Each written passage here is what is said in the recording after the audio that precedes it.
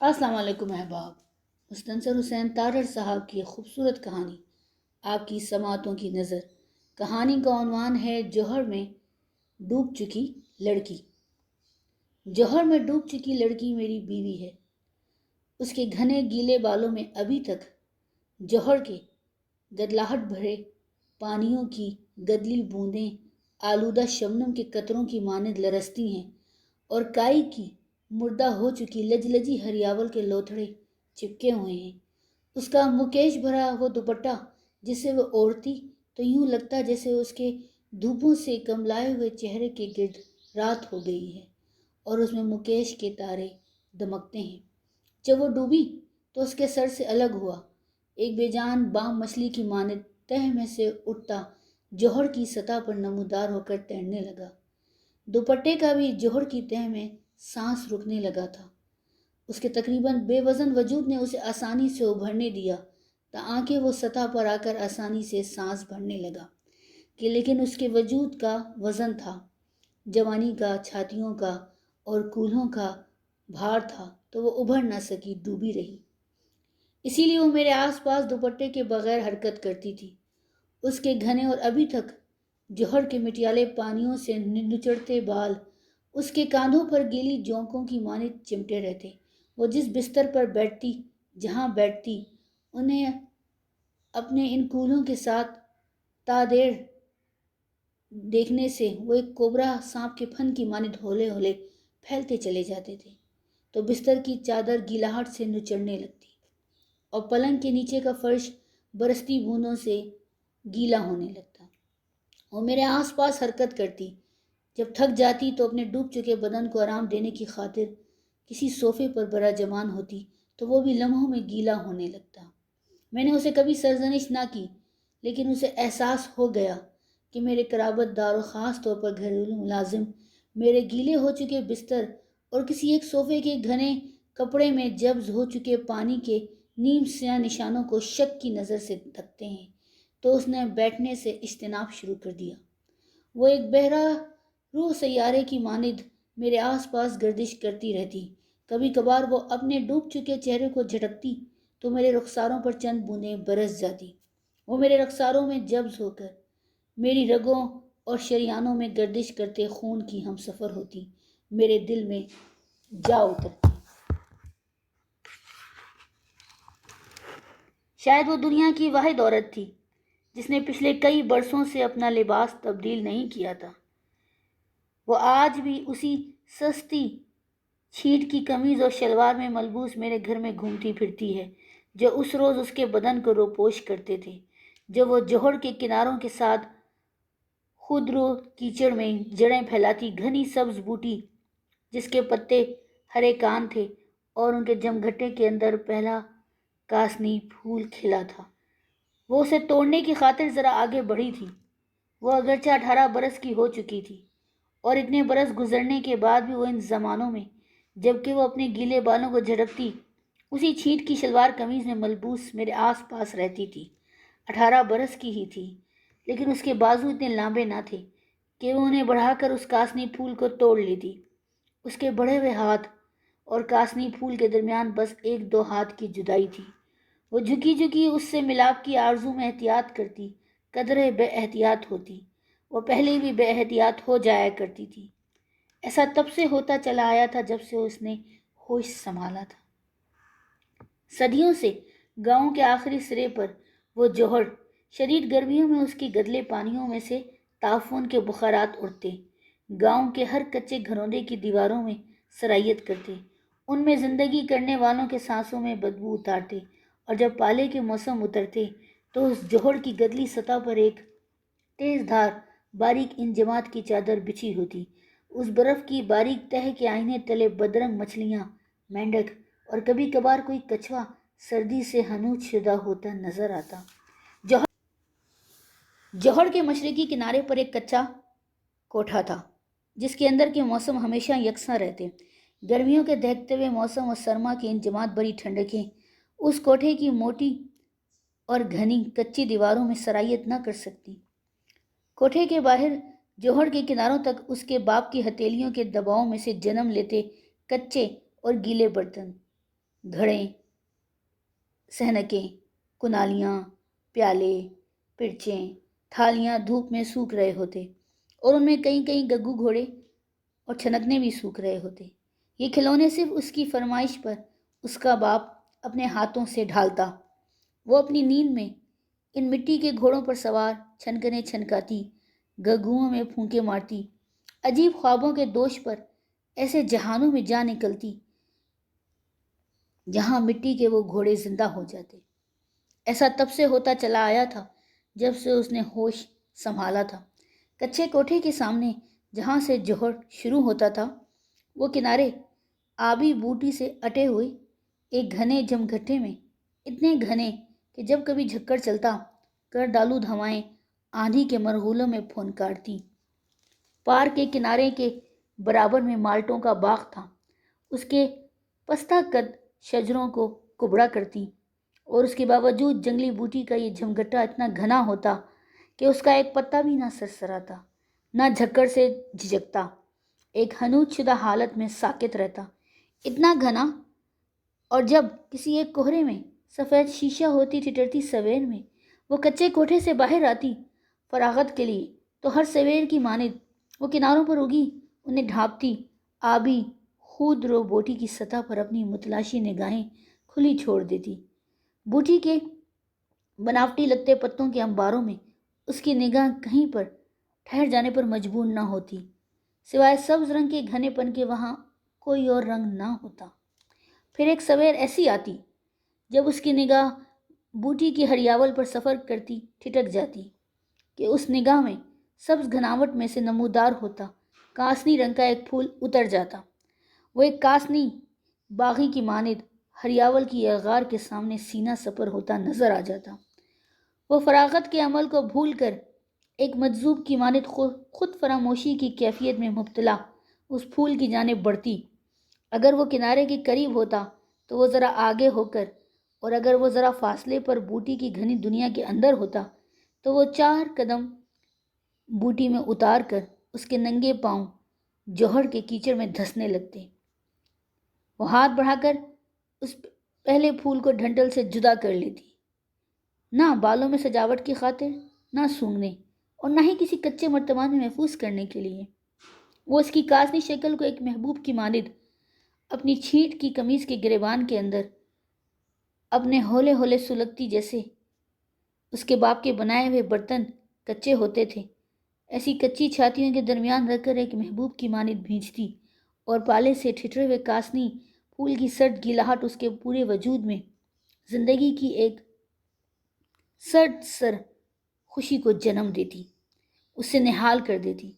پھول کا رنگ کچا تو نہ ہوتا، پر وہ اس گوری کمہارن کی ہولے ہولے دھواں دیتی چھاتیوں سے کچا ہو کر ان کے کومل پن میں جبز ہونے لگتا، انہیں اپنے کاسنی پن میں رنگ دیتا، یوں کہ اگر وہ اپنے آپ کو بے لباس کر کے اپنے آپ کو کسی قد آدم آئینے میں دیکھتی تو دیکھتی کہ اس کی چھاتیاں اس کے بدن کے بقیہ سڈول پن سے یکسر جدا کاسنی رنگ میں رنگی الگ سے ابھرتی دکھائی دیتی۔ پر قد آدم تو کیا، اس کچے کوٹھے میں کوئی بالش بھر کا شکستہ اور بجھتا ہوا آئینہ بھی نہ تھا۔ سردتوں کا وہ پہلا کاسنی نکھار بہت دنوں تک سنبھلا رہتا، پھر پس مردہ ہو کر تپش کی تاب نہ لا کر مرجھاتا، اور بالآخر اس کی خشک ہو چکی پنکھڑیاں ان 2 پاٹوں کے درمیان پس پس کر معدوم ہو جاتی۔ یوں پس جانے سے جیسے ہنا رنگ لاتی ہے، ایسے اس کی کچی چھاتیاں بھی رنگ لاتی تھیں، اور جیسے مادہ سانپ کا کاٹا ان موسموں میں مضطرب ہو جاتا ہے جب اسے ڈسا گیا تھا، اور وہ پھر سے بے چین اور منتظر ہوتا ہے اسی زہر کو اپنے بدن میں اترنے کی وحشت میں، اسی طور وہ بھی منتظر رہتی کہ کب پالے ہر شے کو دھندلاتے ہیں، اور وہ کون سی سویر ہوگی جب زہر مہرا رنگ کی اس گھنی بوٹی کے لشکیلے پتوں میں کاسنی سجن دکھائی دے گا۔ وہ بھی سال بھر مضطرب رہتی۔ کیا ایک مضطرب شخص سال بھر کے اضطراب کے بعد جب ایک دھندلائی سویر میں کوہر کی سفیدی میں تقریباً روپوش ہوتا ایک ایسا کاسنی پھول دیکھتا ہے جو اس کے لیے تو ایک مادہ سانپ ہے جس کے ڈسنے سے ہی اسے قرار آتا تھا، تو اس کی جانب ہاتھ بڑھتے ہوئے اگر وہ بے احتیاط ہو جاتا ہے تو ایسا ہونا ہی تھا۔ اس طرح اور احتیاط میں کبھی دوستی نہیں ہو سکتی، وہ ایک دوسرے کے بیری ہیں، بس 2-4 ہاتھ کا فاصلہ تھا۔ وہ کاسنی زہر بوٹی کی گھناوٹ میں اسے اپنی جانب بلاتا، اسے بے اختیار کرتا تھا۔ اس کے ننگے پاؤں ویسے سنبھل کر کنارے کی کیچڑ میں اترے، پنڈلیوں کے گرد بوٹی کی جڑیں لپٹنے لگیں، بس 1 ہاتھ آگے۔ وہ پہلے بھی تو کئی بار اس کیچڑ میں اتر چکی تھی، لیکن اس سویر اس کے اگلے قدم تلے ایک دلدل کا گھاؤ تھا جس نے اسے سنبھلنے یا دم لینے کا موقع ہی نہ دیا۔ اسے کاسنی پھول کی جانب بڑھتے ہاتھ سمیت نگل لیا اور ڈوبتی گئی۔ گدلے پانیوں کی دلدل میں غرق ہوتی ایک لڑکی کا جس کا دوپٹہ اس کے سر سے جدا ہو کر ایک مردہ بام مچھلی کی مانند ابھرنے لگا اور وہ ڈوبتی گئی۔ اس کی شلوار ایک پیراشوٹ کی مانند پھولتی گئی اور چھیٹ کی ڈھیلی قمیض پانیوں میں اڑتی ایک نقاب کی مانند اس کے چہرے کو روپوش کرنے لگی، جس میں اس کے ہونٹ خشکی پر پڑی ایک مچھلی کی ہانپتے گلپھڑوں کی مانند سانس لینے کے لیے پھڑکتے تھے۔ وہ ڈوبتی گئی، جوہر کی تہہ کے کیچڑ میں دفن ہوتی گئی۔ جوہر میں ڈوب چکی لڑکی میری بیوی ہے۔ اس کے گھنے گیلے بالوں میں کائی کی مردہ ہو چکی ہریاول کے لوتھڑے لٹکے ہوئے ہیں۔ چھیٹ کی گیلی قمیض میں سے اس کی ابھی تک مضطرب اور کچی چھاتیاں اپنے کاسنی ساجن کے منتظر ہیں۔ میں انیس احمد ایک ایسے پیشے سے منسلک ہوں جس کی اس ملک میں کچھ قدر و منزلت نہیں ہے۔ ہمارے ہاں ڈاکٹر، انجینئر، بیوروکریٹ یا سیاستدان کے علاوہ کسی اور پیشے سے متعلق شخص کو محترم یا معزز نہیں سمجھا جاتا۔ بہرطور یہ میرا اپنا ذاتی فیصلہ تھا۔ میں نمود اور حیات کی حیرتوں کا اسیر، ایک محقق، ایک ماہر نباتات ہوں۔ نایاب پھولوں، پودوں اور جڑی بوٹیوں کی کھوج میں مارا پھرتا ہوں۔ میں نے اس خبت کی آسودگی کی خاطر بہت خاک اور بہت ریت چھانی ہے، کبھی برفانی بلندیوں پر اور کبھی تپتے ریگزاروں میں۔ کسی انہوکے بوٹے یا ابھی تک دریافت نہ کیے جانے والے کسی پھول کے لیے خوار ہوتا رہتا ہوں۔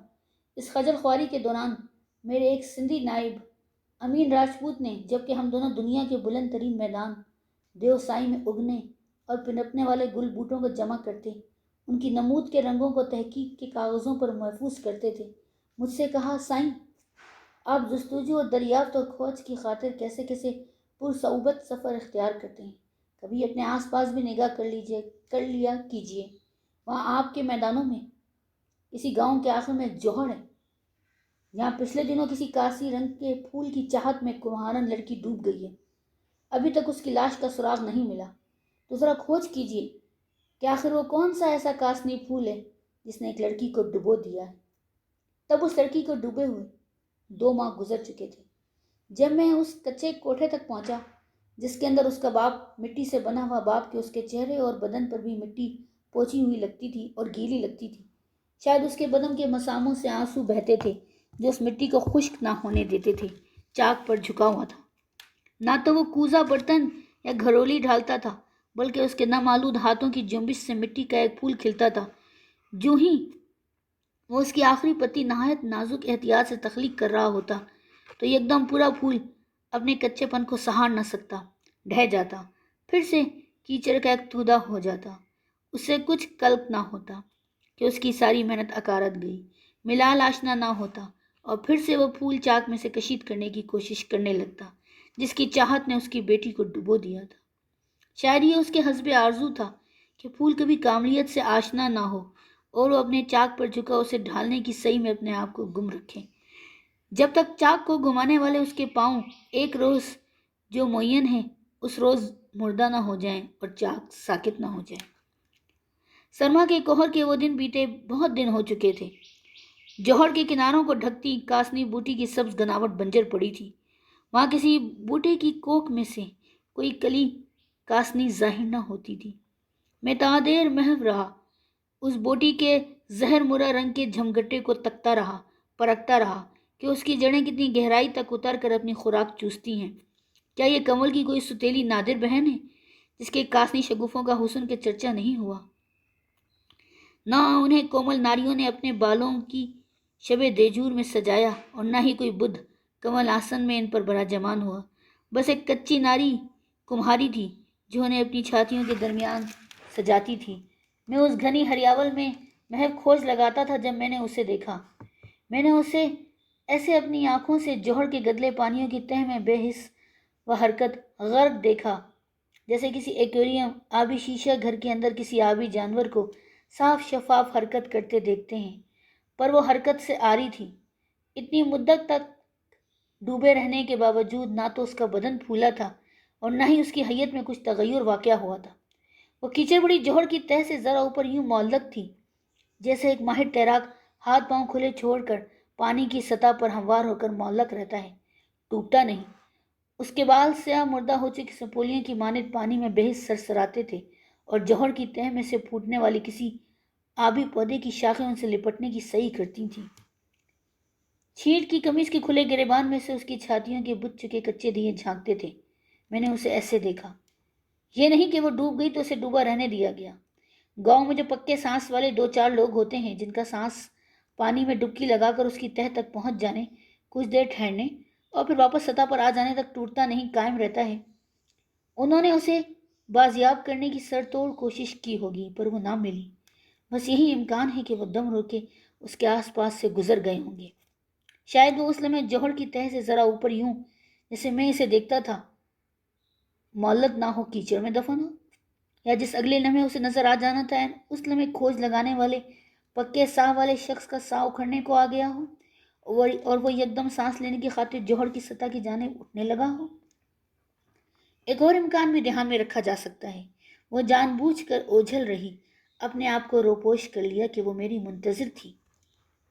अमीन राजपूत, मेरा सिंधी नाइब, अजरक की बुक्कल मारे कि पंजाब की कोहर आलू धुतें उसके सहराई जुस्से में छेद डालती थीं। कच्चे कोठे की दीवार से टेक लगाए मुझे वहां जौहर के किनारों पर आसपास से ताल्लुक की गुमसुम पानियों पर आंखें जमाए जैसे एक शख्स जादू की स्याही से साकित हो गया और मुझे देखता था, और मैं पलट कर तो ना देखता था, लेकिन उसकी सहर अंगेज स्याह आंखें मेरी पुश्त पर के इस्तेजाब और डर में ठहरी हुई मुझे महसूस होती जाती थी कि इस मेरे साहब अनी सेमत पर कौन सी विपदा पड़ गई है, कौन सी नागहानी आफत टूट गिरी है कि वो यूं ऐसा गुम है कि उसकी खबर नहीं आती। वो अमीन राजपूत दुनिया में किसी भी और इंसान की निस्बत मुझ पर उतरने वाली कैफियतों और हालतों से ज़्यादा आगाह था। वो मेरे ज़ब्त के रवैयों से भी तो खूब शनासा था। ऐसा अक्सर हुआ कि वो उसकी रफाकत में नागा पर्वत की किसी गैर मारूफ बर्फानवी ढलवान में जा निकला और वहाँ बर्फ़ में से ज़ाहिर होती चट्टानों की कोख में से ऐसे फूल ज़ाहिर होते थे जिनका तस्करा किसी भी नबाताती लुग़त या अल्पाइन फूलों की तफसीली फहरिस्त में नहीं मिलता था। वह ना तो अभी दरियाफ्त हुए थे और ना ही उन्हें कोई नाम दिया गया था, और मैं दरियाफ्त और जस्तजू के खुमार में गुम उसे कहता, अमीन क्या ख्याल है, इस केसरी रंगत के फूलों को तो मैं तुम्हारे नाम से मानून ना कर दूं? और वह कहता, नहीं साईं, हम तो मामूली लोग हैं, दरवेश और खाक नशीन हैं, अगर नाम रखना है तो उस फूल को मारवी, सस्सी या हीर का नाम दे दो। और अमीन राजपूत जो मुझ पर उतरने वाली कैफियतों और हालतों से आगाह था कि कभी मेरी हालत ऐसी तो ना थी जैसी अब है, तो साहब को क्या हो गया है। अमीन राजपूत के जहरनाक अंजाम से मैं भी आपको बाखबर किए देता हूँ ताकि बाद में आप ज़्यादा सोगवार ना हो, सदमे से दो चार ना हो। ये मेरा सिंधी नायब अमीन राजपूत, इसकी रंगत कदरे स्याही की जानिब माइल थी और इसे जंगली हयात के शोबे में प्यार से अमीन राजपूत भी कहा जाता था। इसकी सहर तराश से आंखों को मैंने उस जौहर के किनारे अपने सन्नाटे में आए हुए बदन पर पलकें झपकती हुई महसूस करता था। पिछले कई बरसों से महज तनख्वाह और मुझसे इल्म नबातात के कुछ भेद पा जाने के लालच में मेरे हमरा ना था। वो पौधों, झाड़ियों, फूलों, शजरों, अल्पाइन जंगलों, दरियाओं, घास के वसी मैदानों और बेअंत सहराओं का ही गजीदा न था। वो कुदरत की इस अजाइब रुईदगी में हयात करने वाले हर जानवर, चरिंद परिंद, कीड़े मकोड़ों, परिंदों, भंवरों, तितलियों, मछलियों, यहाँ तक कि ज़ेरे ज़मीन में जो कुछ कुलबुलाता और रेंगता था उसका भी शैदाई और आशिक था। उसे देवसाई में पाए जाने वाले हर ब्राउन हिमालयाई रीछ की आंखों का रंग भी याद था। उसने एक मर्तबा केरथर की वीरानों में एक झाड़ी में सुरखते नहायत खुशनुमा बदन वाले सांप को प्यार से उठा लिया, गजन पहुंचाने के लिए नहीं, उसकी झिल्ली पर जो एक वर्क ऑफ आर्ट नक्श था उसकी अजूबा नुमाइश का मुशाहिदा करने के चाव में। वो पत्थर को भी अपने जहर से चूर कर देने वाला संगचूर था। डर गया। अमीन को भी एक इंसान समझ बैठा, उसे डस लिया। امیر راجپوت نے پانی بھی نہ مانگا۔ اس کی سحر انگیز سے آنکھیں صدمے کی شدت سے کھلی کی کھلی رہ گئیں، بند نہ ہو سکیں۔ لیکن اس لمحہ موجود میں اس کی کھلی آنکھیں اپنی سحر انگیزی کی شعاؤں سے میری پشت میں چھید کرتی تھیں، میرے بدن پر پلکیں جھپکتی تھیں۔ ایک وسیع ایکویریم، شیشے کا آبی گھر جس کے اندر وہ ہاتھ پاؤں چھوڑتی مولک تھی، گدلاہٹ میں ڈوبی بے جان پانیوں میں بسیرا کرتی تھی۔ جوہر کی تہہ میں صدیوں میں سے جمع شدہ کیچڑ ایک دلدل کی صورت مجھے دکھائی دے رہا تھا۔ شاید جب وہ اپنے کاسنی سجن سے وصال کی بے اختیار حدت سے مجبور ہوتی آگے بڑھی،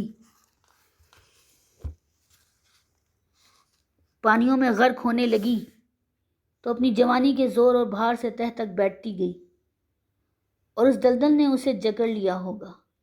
اس نے بہترے ہاتھ پاؤں مارے ہوں گے اس دلدل جکڑ سے اپنے آپ کو چھڑانے کی خاطر، اور اس تگودون میں اس کا سانس اسے چھوڑ گیا۔